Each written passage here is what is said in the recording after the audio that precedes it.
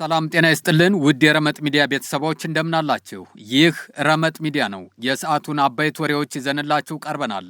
በቅድሚያም አርዕስተ ወሬዎቹን ወደ እናንተ እናደርሳለን።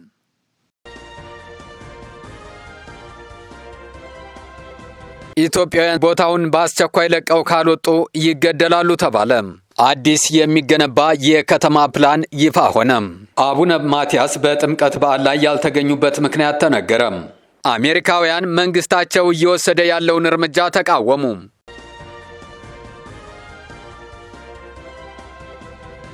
ወደ ዝርዝሩ እናልፋለን። እስከ ዝግጅታችን ፍጻሜ ድረስ ቆይታችሁን ከኛ ጋር እንድታደርጉ በአክብሮት እንጋብዛለን። ላይክ፣ ሼር እና ሰብስክራይብ እያደረጋችሁ አብራችሁን ቆዩ።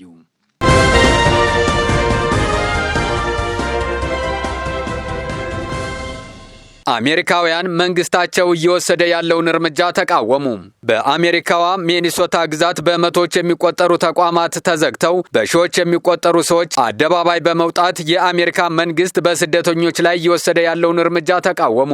በአብዛኛው የግዛቲቱ ክፍሎች ውስጥ ተቃውሞው ቀጥሏል የተባለ ሲሆን አስተባባሪዎቹ የአሜሪካ የስደትና የጉምሩክ ተቆጣጣሪ ተቋም የሚካሄደውን ዘመቻ ለመቃወም ነዋሪዎች ወደ ስራ፣ ትምህርት እንዲሁም ለግብይት እንዳይሄዱ ካበረታቱ በኋላ ነው ተብሏል።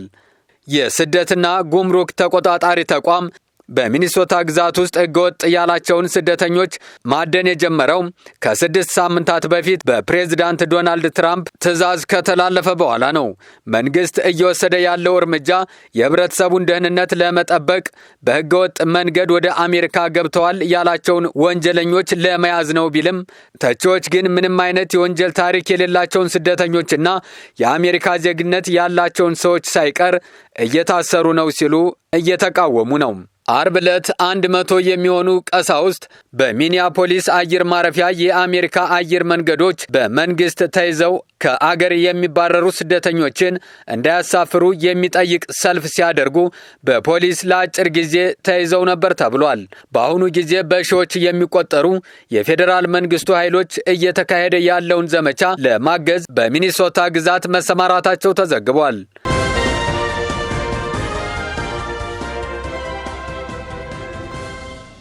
አዲስ የሚገነባ የከተማ ፕላን ይፋ ሆነ።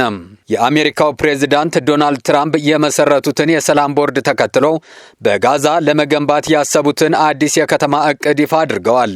በዳቮስ የዓለም ኢኮኖሚ ፎረም ስብሰባ ላይ ይህንን የከተማ ፕላን ያቀረቡት አሜሪካዊው የሪል ስቴት ባለሀብት ጃሬድ ኩሽነር ናቸው ተብሏል።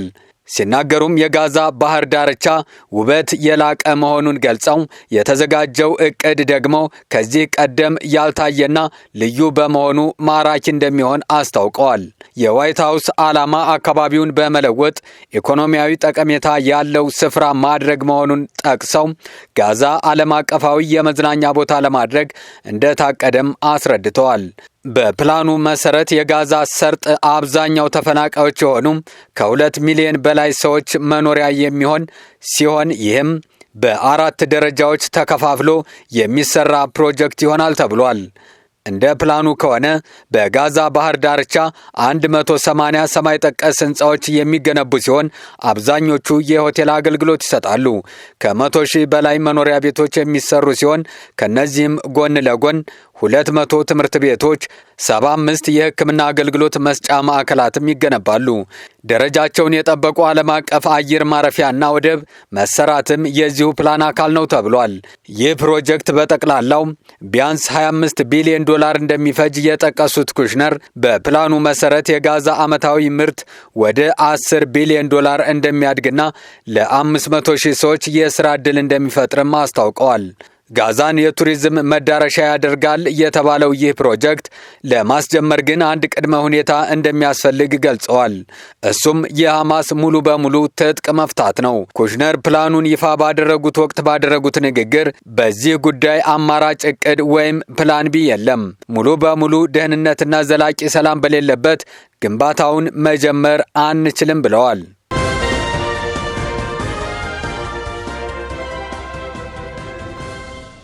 አቡነ ማትያስ በጥምቀት በዓል ላይ ያልተገኙበት ምክንያት ተነገረ። ብፁዕ ወቅዱስ አቡነ ማትያስ ቀዳማዊ ፓትርያርክ ርዕሰ ሊቃነ ጳጳሳት ዘኢትዮጵያ ሊቀ ጳጳስ ዘአክሱም ወዕጨጌ ዘመንበረ ተክለ ሃይማኖት ያለፉት በዓላት በተሳካ ሁኔታ እንዲጠናቀቁ አስተዋጽኦ ለነበራቸው ሁሉ ምስጋናቸውን አቅርበዋል። ቅዱስነታቸው በሸገር ሀገረ ስብከት በኮየ ፈጨ ክፍለ ከተማ በፋንታ መድኃኔዓለም ደብር የከተራ ዕለት ሕይወታቸውን ላጡ ኦርቶዶክሳውያን ሐዘናቸውን ገልጸዋል። ብፁዕ ቅዱስ አቡነ ማትያስ ቀዳማዊ ፓትርያርክ ርዕሰ ሊቃነ ጳጳሳት ዘኢትዮጵያ ሊቀ ጳጳስ ዘአክሱም ወዕጨጌ ዘመንበረ ተክለ ሃይማኖት በክብረ በዓላቱ ያልተገኙት ባጋጠማቸው የጤና ችግር ምክንያት መሆኑንም ጠቁመው አሁን በመልካም ጤንነት ላይ እንደሚገኙ ገልጸዋል። ቅዱስነታቸው ባለፉት ቅዱሳት የቤተ ክርስቲያን በዓላት ላይ በአካል ባይገኙም ስነ ስርዓቶቹን ግን ከአባቶችና ከመገናኛ ብዙሃን መከታተላቸውን አስታውቀዋል። አያይዘውም አሁን በሕክምና ላይ ነው ያለሁት፣ ደህና ነኝ፣ እግዚአብሔር ይመስገን። በሀገር ውስጥም በውጭም ያላችሁ ወገኖቼ በእውነቱ በጣም እንዳሰባችሁ ሰማለሁ። ስለ ሐሳባችሁ፣ ስለ መጨነቃችሁ እግዚአብሔር ይስጥልኝ። ሁላችሁም በጸሎት አስቡን ብለዋል። ቅዱስነታቸው በመጪዎቹ በዓላት ልክ እንደ ወትሮ ሁሉ አባታዊ ቡራኬ ለመስጠት እግዚአብሔር አምላክ እንደሚያበቃቸው ባለሙሉ ተስፋ መሆናቸውንም አመላክተዋል።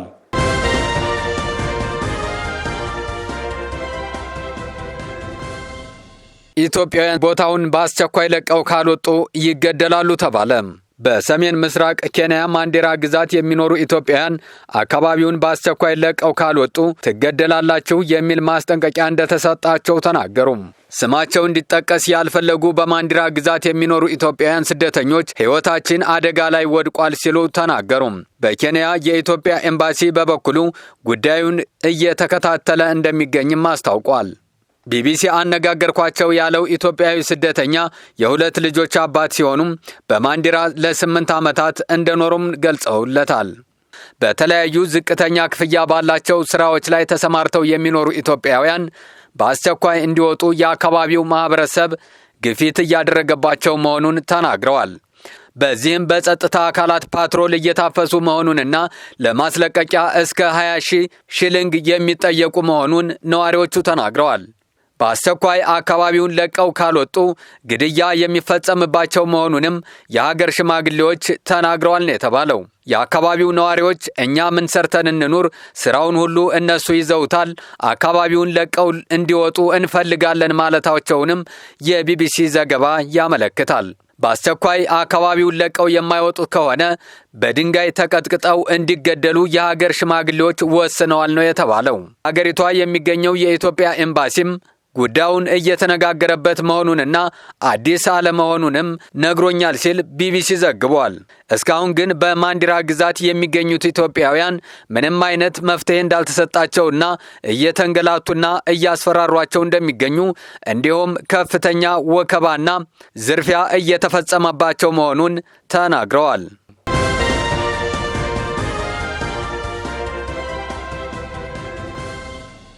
ለሰዓቱ የነበሩን መረጃዎች እነዚህ ነበሩ። ላይክ፣ ሼር እና ሰብስክራይብ እያደረጋችሁ ቤተሰብ እንድትሆኑ በአክብሮት እንጠይቃለን። አብራችሁን ስለቆያችሁ ከልብ እናመሰግናለን። ጤና ይስጥልን።